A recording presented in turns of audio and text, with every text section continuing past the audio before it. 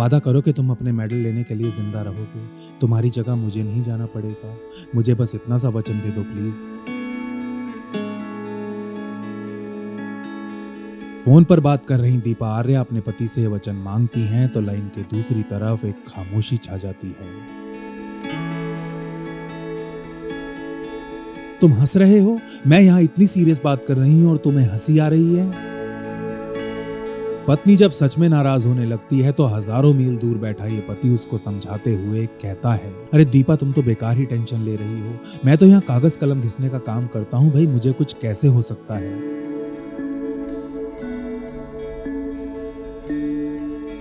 लेकिन तुमने अभी भी मुझे वचन नहीं दिया। अपने पति के इस दिल बहलाने वाले झूठ को भांपते हुए दीपा आगे कहती हैं, अगर तुम्हें कुछ नहीं होगा तो मुझे वचन दो कि तुम अपने मेडल रिसीव करोगे, मैं नहीं। लाइन की दूसरी तरफ एक बार फिर खामोशी छा जाती है, लेकिन इस बार दीपा का पति मुस्कुरा नहीं रहा था बल्कि ये सोच रहा था कि वो अपनी पत्नी को ऐसा वचन कैसे दे सकता है।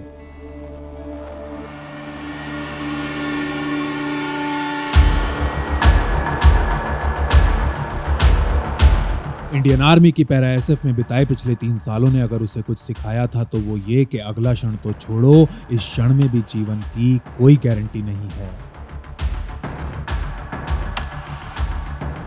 ये कमांडो बारामूला के उरी सेक्टर में तैनात था, जहां 8 महीने पहले इसकी आंखों के सामने हुए एक निर्मम आतंकी हमले में 19 भारतीय फौजी वीर गति को प्राप्त हो गए थे।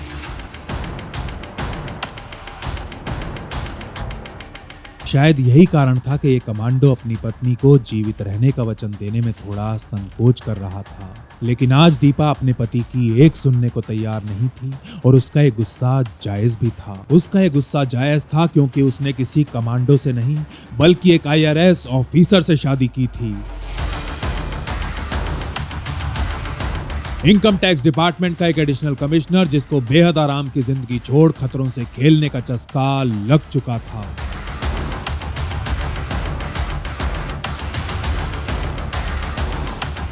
लाल बत्ती की गाड़ी में घूमने वाला एक सरकारी बाबू जो अपने देश के अंदर घुस के गंदगी फैलाने वाले चूहों का सफाया करना चाहता था।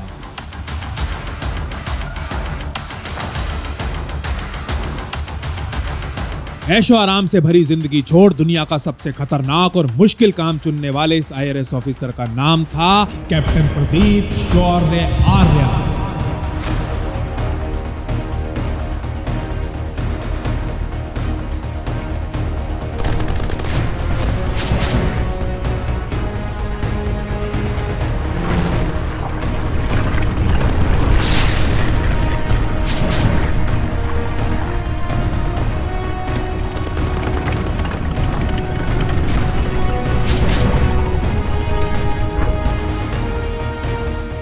नमस्कार, जय मां भारती। टेरिटोरियल आर्मी यह भारत की एक ऐसी रिजर्व सेना है जिसमें देश के विभिन्न सरकारी विभागों में काम करने वाले सिविलियंस को भर्ती किया जाता है। टेरिटोरियल आर्मी में काम करने वाले ऑफिसर्स को साल में कम से कम 2 महीने आर्मी को देने ही होते हैं और कई बार यह समय 2 महीने से ऊपर भी हो जाता है। यदि आप टेरिटोरियल आर्मी का हिस्सा हैं तो आपको अपने पेरेंट डिपार्टमेंट में काम करने के साथ साथ अपनी आर्मी यूनिट के लिए भी 24 घंटे उपलब्ध रहना होता है। जब भी कभी आपकी यूनिट को आपकी जरूरत पड़ती है तो आपको बिना कोई सवाल पूछे खुद को प्रस्तुत करना होता है। IRS ऑफिसर प्रदीप शौर्य आर्य ने भी 2009 में टेरिटोरियल आर्मी को ज्वाइन किया था। उनको एक रिजर्विस्ट के तौर पर कश्मीर में पोस्ट कर दिया गया था, जहां वो पैरा एसएफ में कैप्टन के पद पर तैनात थे। मुंबई में additional commissioner of income tax के पद पर काम कर रहे कैप्टन प्रदीप को आर्मी से जब भी उनके सीईओ की कॉल आती तो उनको कश्मीर के लिए निकलना पड़ता था। लेकिन अब समस्या यह थी कि कैप्टन प्रदीप इनकम टैक्स में एक एडिशनल कमिश्नर थे, जिसका मतलब यह था कि उनके पास काम की पहले से ही कोई कमी नहीं थी और हर बार कश्मीर जाने से पहले उन्हें अपने बॉस से परमिशन भी लेनी पड़ती थी, जो उन्हें मिल भी जाती थी। लेकिन पिछले कुछ सालों में उन्हें पैरा एसएफ से कुछ ज्यादा ही कॉल्स आ रही थी और ऐसा इसलिए था क्योंकि मामूली सा दिखने वाला ये सरकारी बाबू LOC के दोनों तरफ एक अभेद्य और अत्यंत प्रभावशाली इंटेलिजेंस नेटवर्क स्थापित कर चुका था। एक नेटवर्क जिसका केवल एक ही उद्देश्य था, सीमा पार से आने वाले घुसपैठियों का शिकार करना।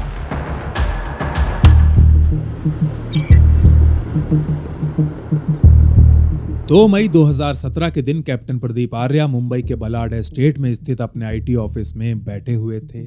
ऑफिस में बैठे बैठे वो अपने एक हाथ से फाइलों के पन्ने पलट रहे थे और दूसरे हाथ से खाना खाने की कोशिश कर रहे थे। उनका सारा ध्यान आईएमएफ की एक रिपोर्ट पर टिका हुआ था जो मनी लॉन्ड्रिंग और टेरर फाइनेंसिंग के ऊपर लिखी गई थी, एक ऐसा सब्जेक्ट जिसमें कैप्टन प्रदीप बहुत ज्यादा रुचि रखते थे। लंच करते कैप्टन प्रदीप को अभी कुछ ही मिनट हुए थे कि उनका सेल फोन बजने लगता है और ये कॉल एक ऐसे नंबर से थी जिसे वो इग्नोर भी नहीं कर सकते थे। बड़ी अपना सामान बांधो और फटाफट मुंबई से निकलने वाली पहली फ्लाइट पकड़ लो, बाकी डिटेल्स लोकेशन पर पहुंचने के बाद। फोन की दूसरी तरफ से बोल रहा कैप्टन प्रदीप की पैरा एसएफ यूनिट का सीईओ ये कहता है तो वो उत्तर देते हैं, तुरंत निकल रहा हूं सर, जय हिंद। डिटेल्स बाद में दी जाएंगी। इसका मतलब यह था कि कैप्टन प्रदीप को बिना कोई सवाल पूछे तुरंत घाटी के लिए निकलना था, जहां उनकी यूनिट उरी सेक्टर में डिप्लॉयड थी। यहां दुनिया एक बॉस को रोती है और कैप्टन प्रदीप के तो दो बॉसेस थे। उन्होंने अपने सीईओ को तो हाँ बोल दिया था, लेकिन वो इनकम टैक्स में अपने बॉस से अनुमति लिए बिना कश्मीर नहीं जा सकते थे। तो तुम ये कह रहे हो कि तुम्हें फिर से कुछ महीनों के लिए जाना है। इससे पहले कि कैप्टन प्रदीप कुछ बोल पाते, आईटी कमिश्नर आगे कहता है, I can't believe this Pradeep, I just can't believe this. Sir कोई ना कोई रास्ता निकल ही आएगा, आप टेंशन मत लीजिए। अपने बॉस को शांत करने के लिए कैप्टन प्रदीप ये कहते हैं तो उनको उत्तर मिलता है, प्रदीप अगर तुम इतनी जल्दी कश्मीर जाओगे तो यहाँ डिपार्टमेंट का काम कौन करेगा? तुम एक लंबा ब्रेक लेके वहां का सारा काम एक बार में क्यों नहीं निपटा देते? अपने बॉस का पारा और ऊपर चढ़ता देख कैप्टन प्रदीप कहते हैं, सर कॉल सीधा सीईओ से आई थी, मुझे जल्द से जल्द दूरी पहुंचना है, आप तो कश्मीर की सिचुएशन जानते ही हैं और निकलना कब है तुम्हें? एक लंबी सी सांस खींचने के बाद आईटी कमिश्नर कैप्टन प्रदीप से ये पूछते हुए उनकी कॉन्फिडेंशियल लीव एप्लीकेशन पर साइन कर देता है।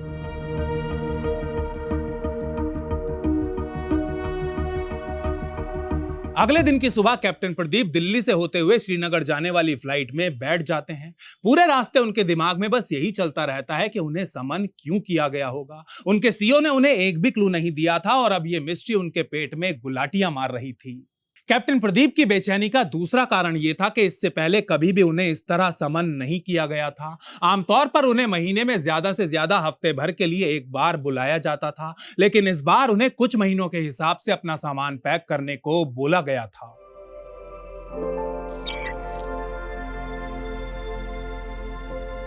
कैप्टन प्रदीप के उरी पहुंचते पहुंचते सूरज ढल चुका था। अपने बेस में प्रवेश करते ही सबसे पहले उनकी मुलाकात चिनार के पेड़ों को छेड़ती हवा और इस हवा की उस खुशबू से होती है जिससे उनकी अच्छी खासी जान पहचान हो चुकी थी। कैप्टन प्रदीप को देखते ही उनके कुछ कमांडो साथी उनके पास आ उनसे हाल चाल पूछने लगते हैं। अरे सीईओ सर भी आते ही होंगे, वो उधमपुर गए हुए हैं। कैप्टन प्रदीप की यूनिट का एक ऑफिसर उनसे कहता है तो वो उत्तर देते हैं, चलो बढ़िया है, जब तक टाइगर आता है तब तक गपशप ही मार लेते हैं।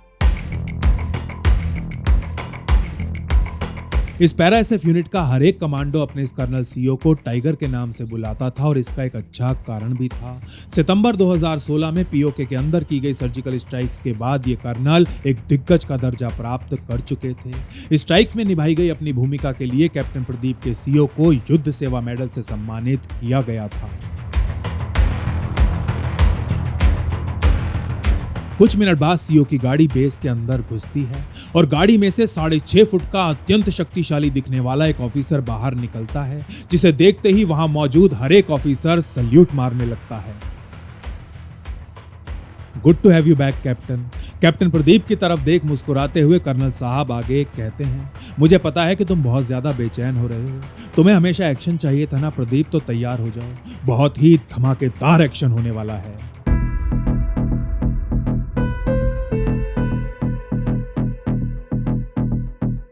ये कहते ही कर्नल साहब कैंप क्वार्टर्स की तरफ निकल जाते हैं और वो धमाकेदार एक्शन क्या होने वाला है ये जानने के लिए कैप्टन प्रदीप को ज्यादा इंतजार नहीं करना पड़ता। रात को डिनर के समय कर्नल साहब कैप्टन प्रदीप और उनके साथ कई और ऑफिसर्स को ब्रीफ करते हैं। वो बताते हैं कि उनको मिली इंटेलिजेंस के अनुसार एलओसी के उस पार कुछ असामान्य गतिविधियां चल रही हैं, गतिविधियां जिनका उद्देश्य मिलिट्री स्टाइल वाले कुछ आतंकी दस्तों को कश्मीर के अंदर घुसाना है। कर्नल बताते हैं कि इंटेलिजेंस एकदम सॉलिड है और इसके ऊपर बिना कोई देर किए एक एक्शन प्लान बनाने की आवश्यकता है। यूल बी इंचार्ज प्रदीप, इस मिशन को तुम लीड करोगे। वो आतंकी अंदर नहीं घुसने चाहिए और अगर अंदर घुस गए तो वापस नहीं जाने चाहिए।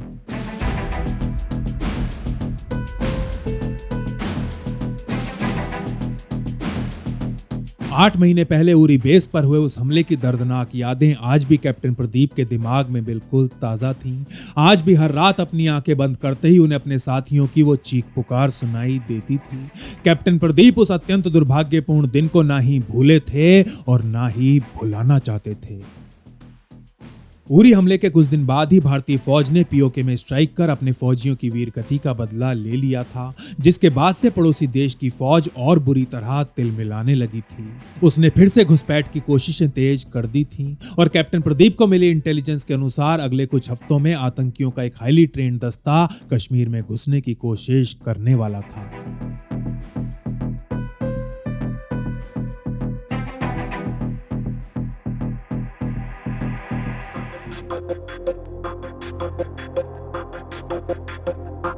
इस रात अपने बैरक्स में वापस आते हुए कैप्टन प्रदीप सोचने लगते हैं कि कैसे कुछ ही घंटों के अंतराल में वो मुंबई के सबसे पॉश इलाके को छोड़ दुनिया की सबसे खतरनाक जोन में आ चुके हैं। दुनिया की एक ऐसी जगह जहां सारी तैयारियों और एहतियात बरतने के बावजूद भी जीवन की कोई गारंटी नहीं थी।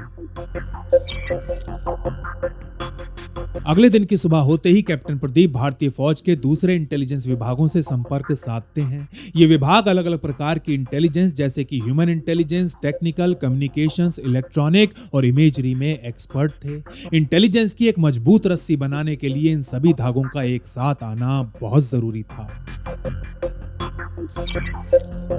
10 मई के दिन अपनी पत्नी दीपा को शादी की सालगिरह विश करने के बाद कैप्टन प्रदीप वॉर रूम में आते हैं और पिछले एक हफ्ते में मिली इंटेलिजेंस को एनालाइज करने में लग जाते हैं। दोपहर होते होते ये साफ हो जाता है कि एलओसी के उस तरफ चकोटी में बेस्ड पाक आर्मी की 652 बटालियन, जिसको माउंटेन टाइगर्स के नाम से भी जाना जाता है, कुछ आतंकियों को एलओसी क्रॉस कराने की योजना बना रही है। एलओसी के उस पार से इंटरसेप्ट किए गए सैकड़ों कम्युनिकेशंस का विश्लेषण करने के बाद कैप्टन प्रदीप इस निष्कर्ष पर पहुंचते हैं कि घुसपैठ करने वाले आतंकी एलईटी और जेईएम से संबंध रखते हैं और सही समय आने पर इनको सुगना पोस्ट से उरी के अंदर लॉन्च करवाया जाएगा।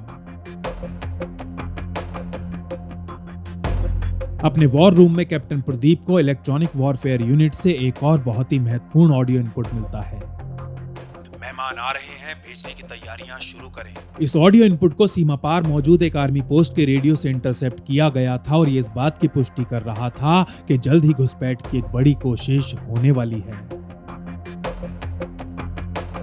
कैप्टन प्रदीप तुरंत अपने सीईओ को ब्रीफ कर देते हैं और बेस पर 6 कमांडोज के 3 स्क्वाड्स इस ऑपरेशन का हिस्सा बनने के लिए ट्रेनिंग करना शुरू कर देते हैं। इसके अलावा 2 स्क्वाड्स को बैकअप के तौर पर तैयार रहने का आदेश भी दिया जाता है। इस समय तक कैप्टन प्रदीप के पास इतनी इंटेलिजेंस इकट्ठा हो चुकी थी कि वो अपने स्क्वाड्स की ब्रीफिंग शुरू कर सकें। कमांडोज, हमारे पास पक्की इंफॉर्मेशन है कि ये लोग सुगना पोस्ट से लॉन्च होंगे। लॉन्च होने के बाद ये लोग केडी के नाले वाले रास्ते से एलओसी के अंदर घुसने की कोशिश करेंगे और हम इनको वहीं पर खत्म कर देंगे। उरी सेक्टर के रेत से बने एक मॉडल के ऊपर जगह जगह निशान लगाते हुए कैप्टन प्रदीप आगे कहते हैं, स्क्वाड, अभी ये क्लियर नहीं है कि ये दस्ता पीओके से कब रवाना होगा, लेकिन हम अभी से ही अपने काम पर लग जाएंगे। कैप्टन प्रदीप को मिले ऑर्डर्स बिल्कुल साफ थे। उन्हें एलओसी के दोनों तरफ मौजूद अपने इन्फॉर्मर्स और एसेट्स को एक्टिवेट करना था, उनसे इंटेलिजेंस इकट्ठी करनी थी और भारतीय जमीन पर पैर रखते ही घुसपैठियों को रोकने के लिए अपने स्क्वाड्स को तैयार भी करना था। ये सब सोचने, बोलने और लिखने में तो बहुत ज्यादा सीधा था, लेकिन करने में नहीं। और ऐसा इसलिए था क्योंकि पड़ोसी देश की मदद से भारत में घुसने वाले आतंकी लगातार अपने प्लान्स और लोकेशंस चेंज करने के लिए जाने जाते थे। 22 मई 2017 की सुबह काले गॉगल्स लगाए कैप्टन प्रदीप अपने एक स्क्वाड को एलओसी पर स्थित टारगेट लोकेशन के पास पोजीशन लेने का आदेश दे देते हैं। ये लोकेशन इंडियन आर्मी की चाबुक पोस्ट के पास थी और सीमा पार से आने वाले बारातियों का स्वागत यहीं से किया जाना था। आज की सुबह कैप्टन प्रदीप ने पूरे जोश के साथ अपने पहले स्क्वाड को ऑपरेशन साइट के लिए भेज तो दिया था, लेकिन उनके साथ एक बहुत बड़ी गड़बड़ हो चुकी थी। इस गड़बड़ का नाम था कंजंक्टिवाइटिस, यानी कि कैप्टन प्रदीप की आंखें आ चुकी थीं। आज सुबह कैप्टन प्रदीप लाल सुर्ख आंखों के साथ नींद से उठे थे और थोड़ी देर में उन्हें अपने सीईओ को ब्रीफ करना था। आर्या, तुम मुझसे दूर रहो। लाल आंखें लिए कैप्टन प्रदीप जैसे ही अपने सीईओ के सामने प्रस्तुत होते हैं तो सीईओ साहब चिल्लाने लगते हैं। मैं तुम्हें स्क्वाड्स के 10 मील दूर तक भी नहीं देखना चाहता, और अगर तुम अभी भी इस ऑपरेशन को लीड करने के बारे में सोच रहे हो तो मेरे भाई, तुम्हें आंखों के नहीं दिमाग के डॉक्टर की जरूरत है, दिमाग के डॉक्टर की। कैप्टन प्रदीप जानते थे कि उनके सीईओ गुस्से में ही सही पर बिल्कुल ठीक बोल रहे हैं, लेकिन वो एक आई इन्फेक्शन को अपनी सारी मेहनत के ऊपर पानी फेरते हुए भी नहीं देख सकते थे। इसीलिए वो तुरंत फील्ड हॉस्पिटल जाते हैं, जहां डॉक्टर उन्हें आई ड्रॉप्स और कुछ दवाएं दे देता है, और इनके इस्तेमाल से शाम होते होते उनकी आंखों का इन्फेक्शन दूर होने लगता है। 22 मई 2017 से इस एम्बुश ऑपरेशन की तैयारी फुल थ्रॉटल मोड में शुरू हो चुकी थी। हथियारों और बॉडी आर्मर से लैस कमांडो स्क्वाड्स को ऑपरेशनल एरिया में बारी बारी डिप्लॉय कर दिया जाता है। इन सभी का काम केडी के नाले के आसपास होने वाली किसी भी प्रकार की गतिविधि पर नजर बनाए रखना था।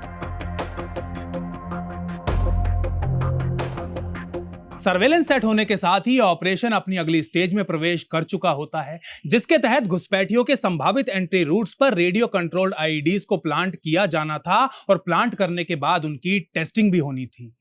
इस ऑपरेशन में स्टेल्थ यानी कि बिना किसी की नजरों में आए अपना काम करना बहुत ज्यादा महत्वपूर्ण था, और इसकी सफलता पूरी तरह एलिमेंट ऑफ सरप्राइज पर निर्भर कर रही थी। इसीलिए निर्णय लिया जाता है कि ऑपरेशन की सारी तैयारियों को केवल रात के अंधेरे में ही पूरा किया जाएगा।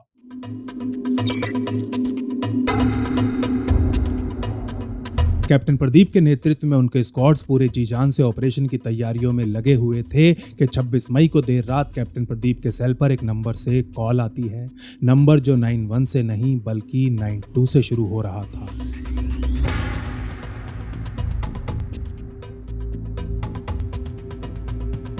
ये कॉल एलओसी के उस पार से थी और लाइन की दूसरी तरफ कैप्टन प्रदीप का एक अत्यंत विश्वसनीय खबरी था। सीमा पार से बोल रहा है ये खबरी फुसफुसाते हुए जानकारी देता है कि इस समय घुसपैठियों को पाक आर्मी की सुगना पोस्ट पर रखा गया है और उनको 28 या फिर 29 मई की देर रात एलओसी क्रॉस करवाई जाएगी।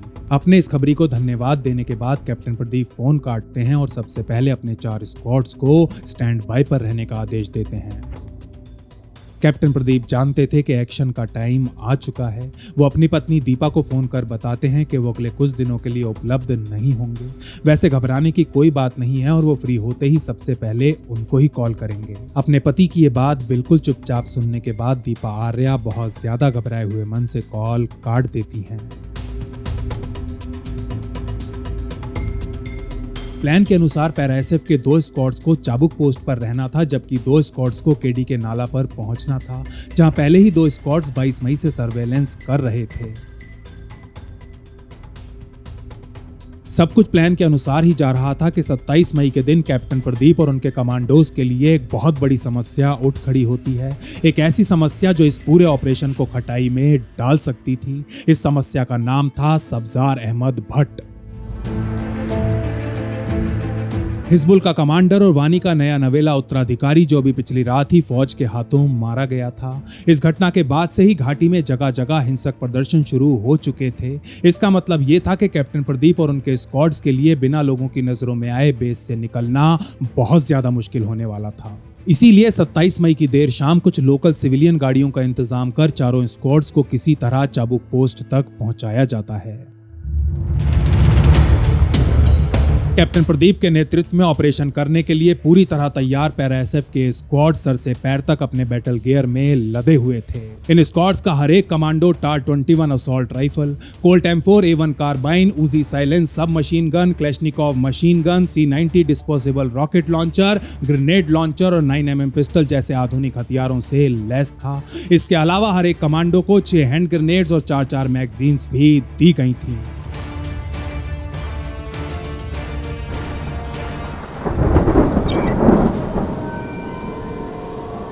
भारी बारिश के बीच कैप्टन प्रदीप अपने 2 स्क्वाड्स के साथ चाबुक पोस्ट पर पोजीशन ले चुके थे, जबकि 4 स्क्वाड्स ने केडी के नाला के ऊपर नजर बनाई हुई थी।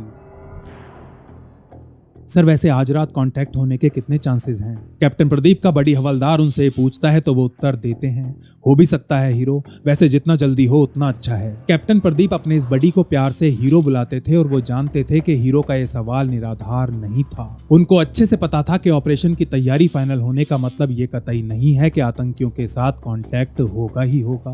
पड़ोसी देश की फौज एंड टाइम पर अपना प्लान बदल भी सकती थी।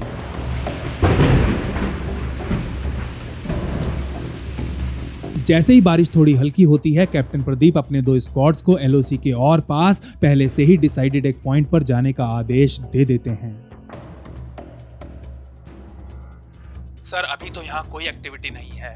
एलओसी से केवल 100 मीटर दूर पोजीशन ले चुका ये स्क्वाड कैप्टन प्रदीप को रेडियो पर जानकारी देता है। इस स्क्वाड के पास अति आधुनिक HHT1 सेंसर डिवाइसेस थी जो घनघोर अंधेरे में भी एकदम साफ इंफ्रारेड तस्वीरें दिखा सकती थी। 28 मई की रात होते होते कैप्टन प्रदीप भी अपने बडी के साथ केडी के नाला पर पोजीशन ले लेते हैं। 10:30 बज चुके थे और उनका बड़ी हवलदार हीरो अपने एक हाथ में थर्मल इमेजर लिए दूसरे हाथ से अपनी पिस्टल चेक कर रहा था कि तभी कैप्टन प्रदीप की नजर इमेजर की स्क्रीन पर पड़ती है, जिसमें धीरे धीरे एक लाल रंग की आकृति बनती जा रही थी। आकृति जो बिल्कुल एक इंसान जैसी लग रही थी। कैप्टन प्रदीप इमेजर की स्क्रीन पर एक आदमी को झुकी हुई अवस्था में केडी के नाला की तरफ बढ़ते हुए देख रहे थे। कुछ क्षणों बाद एक और आतंकी की तस्वीर इमेजर की स्क्रीन पर उभरने लगती है। इस दूसरे आतंकी के पीछे तीसरा और फिर चौथा आतंकी भी केडी के नाला की तरफ बढ़ते हुए दिखने लगते हैं। इससे पहले कि कैप्टन प्रदीप अपने स्क्वाड्स को अलर्ट करते, उनकी नजर 2 और आतंकियों पर पड़ती है जो इन चारों से 200 मीटर पीछे चल रहे थे। कैप्टन प्रदीप अपनी आंखें बंद करके सबसे पहले ईश्वर और फिर अपने इन्फॉर्मर को धन्यवाद करते हैं और फिर अपने स्क्वाड्स को हाई अलर्ट मोड में रहने का आदेश दे देते हैं। कैप्टन प्रदीप और उनके स्क्वाड्स अपनी सांसें रोके इन आतंकियों को देख रहे थे जो एक दूसरे से 12 फीट की दूरी बनाए बड़ी ही सावधानी पूर्वक आगे की तरफ बढ़ रहे थे। कुछ मिनट बाद आगे चल रहे 4 आतंकी एलओसी क्रॉस कर चुके होते हैं। एलओसी क्रॉस करने के बाद ये चारों रुक जाते हैं। अत्यंत सावधानी के साथ चारों तरफ अपनी नजरें घुमाते हैं और जब इनको तसल्ली हो जाती है तो एक बार फिर नाले के साथ साथ उरी सेक्टर की दिशा में आगे बढ़ना शुरू कर देते हैं। थर्मल इमेजर की स्क्रीन पर नजरें गड़ाए कैप्टन प्रदीप अपने उस कमांडो की तरफ देखते हैं जिसके पास विस्फोटकों का रिमोट था। जब वो पूरी तरह हमारी जमीन पर आ चुके होंगे तब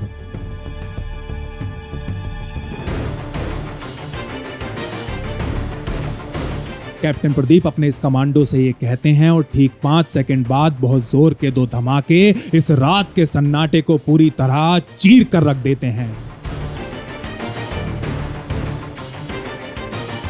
आतंकियों के रूट पर प्लांट किए गए विस्फोटकों में से 2 को उड़ाया जा चुका था। एक आतंकी जमीन पर गिर पड़ता है जबकि बाकी के 5 3 अलग अलग ग्रुप्स बना पेड़ों के पीछे छिपना शुरू कर देते हैं। जैसे ही धमाकों का धुआं छटना शुरू होता है, पैरा एसएफ का थर्मल इमेजर एक बार फिर टारगेट लोकेशन की हीट पिक्चर बनाना शुरू कर देता है।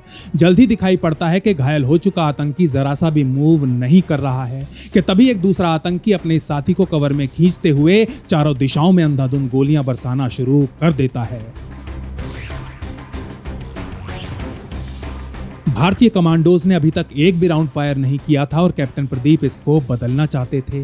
वो अपनी राइफल उठाते हैं और अपनी एक आंख बंद कर उस दूसरे आतंकी के ऊपर निशाना साधते हुए केवल 1 राउंड फायर कर देते हैं। अपने साथी को पीछे खींच रहा ये दूसरा आतंकी आटे की बोरी की तरह नीचे ढह जाता है। ये देख बाकी के चारों आतंकी बुरी तरह घबरा जाते हैं और घने पेड़ों के पीछे से स्क्वाड्स की दिशा में फायरिंग करने लगते हैं। लेकिन इस समय तक कैप्टन प्रदीप अपने स्क्वाड्स को 6 छोटी छोटी टीम्स में बांट अलग अलग दिशाओं से आतंकियों के ऊपर लोहा बरसाने का आदेश दे चुके थे। कैप्टन प्रदीप भी आतंकियों के ऊपर फायरिंग करने में लगे हुए थे कि तभी एक गोली उनके कान को छूते हुए निकलती है और इस क्षण में उनको आभास होता है कि उनका बड़ी हवलदार हीरो उनके साथ नहीं है। कैप्टन प्रदीप से बिछड़ चुके हवलदार हीरो कुछ मीटर दूर नीचे जमीन पर पड़े हुए थे। आतंकियों ने उनको स्पॉट कर लिया था और अब वो उनके ऊपर ताबड़तोड़ गोलियां बरसा रहे थे। अपने पेट के बल जमीन पर लेटे हवलदार हीरो भी आतंकियों को मुंह तोड़ जवाब दे रहे थे कि तभी कैप्टन प्रदीप अपने सुरक्षित कवर से बाहर निकलते हैं और एक लंबी सी छलांग मारते हुए नीचे गिरे पड़े एक पेड़ के पीछे कवर ले लेते हैं। हीरो तुम कवर ले लो, सब कंट्रोल में है। कैप्टन प्रदीप अपना पूरा जोर लगाकर ये चिल्लाते हैं कि तभी उनकी नजर AK-47 की 2 नलियों पर पड़ती है जो घनी हरियाली के पीछे से हवलदार हीरो के ऊपर फायरिंग कर रही थीं। एक लंबी सी सांस खींचने के बाद कैप्टन प्रदीप इन नलियों से निकलने वाले फ्लैशेस की तरफ अपना निशाना साधते हैं और फिर एक के बाद एक कई राउंड्स फायर कर डालते हैं। उन झाड़ियों के पीछे से आ रही AK-47 की आवाजें बंद पड़ जाती हैं। इस मौके का फायदा उठा कैप्टन प्रदीप बाहर निकलते हैं और बिजली की फुर्ती से अपने बडी को खींचते हुए सुरक्षित कवर के पीछे ले जाते हैं।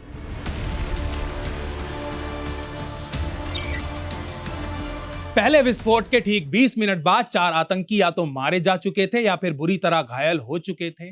जो भी हो, लेकिन 10:50 का समय होते होते आतंकियों की तरफ से होने वाली फायरिंग बहुत ज्यादा हल्की पड़ चुकी थी। बचे हुए दोनों आतंकी अभी भी फायरिंग कर रहे थे, लेकिन यह फायरिंग रुक रुक कर हो रही थी। इसका मतलब यह था कि इनकी गोलियां खत्म हो रही थी। कैप्टन प्रदीप जानते थे कि इनका असला कभी ना कभी खत्म हो ही जाएगा और इनको बाहर आना ही पड़ेगा, और होता भी बिल्कुल ऐसा ही है। थोड़ी देर बाद ये दोनों आतंकी अपनी पोजीशन छोड़ गोलियां बरसाते हुए वापस LOC की तरफ दौड़ना शुरू कर देते हैं। कैप्टन प्रदीप जानते थे कि ये दोनों LOC क्रॉस कर वापस पाकिस्तान में घुसना चाहते हैं और वो किसी भी कीमत पर ऐसा नहीं होने दे सकते थे। वापस नहीं जाने चाहिए।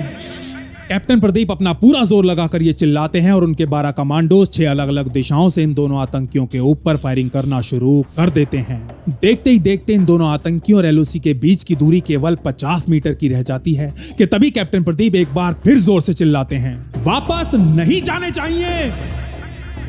ये सुनते ही सबसे आगे दौड़ रही पैरा SF की टीम अचानक रुक जाती है, अपनी मैगजीन चेंज करती है और निशाना साधते हुए दोनों आतंकियों के ऊपर फायरिंग करने लगती है जो LOC के आखिरी हिस्से में पहुंच चुके थे। लेकिन इससे पहले कि चारों LOC क्रॉस कर पाते, पैरा SF के कुछ मेड इन इंडिया राउंड्स इनको लग जाते हैं और एक बार फिर चारों तरफ सन्नाटा छा जाता है। अब कैप्टन प्रदीप और उनके साथियों को यह सुनिश्चित करना था कि सभी 6 आतंकियों को न्यूट्रलाइज किया जा चुका है। इसीलिए प्रोटोकॉल के अनुसार उनके पास सुबह होने का इंतजार करने के अलावा और कोई रास्ता नहीं था। सूरज की पहली किरण निकलते ही कॉम्बिंग ऑपरेशन शुरू कर दिया जाता है और बहुत ही जल्द 6 के 6 घुसपैठियों की बॉडीज भी रिकवर हो जाती हैं। इनके पास से AK-47 राइफल्स, कुछ मैगजीन्स, ग्रेनेड्स और एक सैटेलाइट फोन के अलावा कुछ चाइनीज मेड पिस्टल्स भी बरामद की जाती हैं।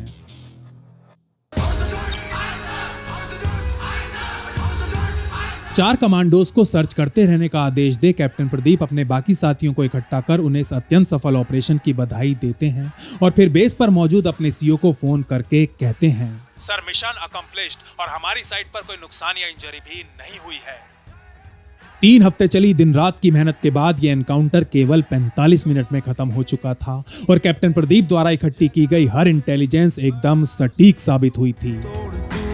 जवाब दे, 29 मई की रात होते होते कैप्टन प्रदीप के बेस पर पार्टी शुरू हो चुकी थी।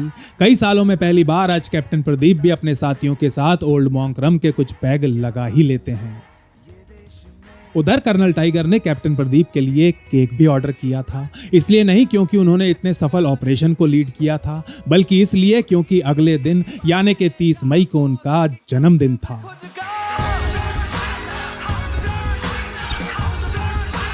लगभग 1 साल बाद राष्ट्रपति भवन में महामहिम रामनाथ कोविंद कैप्टन प्रदीप को शौर्य चक्र से सम्मानित करते हैं। ये सम्मान ग्रहण करने के बाद कैप्टन प्रदीप अपनी पत्नी दीपा से मुस्कुराते हुए कहते हैं, अरे इतना भी भारी नहीं है, मेरा मेडल तुम भी ले सकती थी दीपा।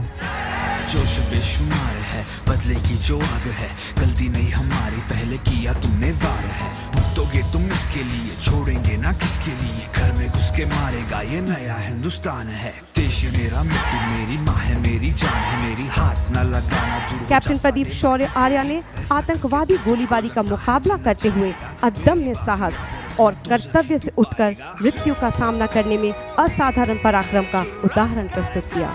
मेजर प्रदीप शौर्य आर्य। पाएगा मौत की कब्र में खुद का।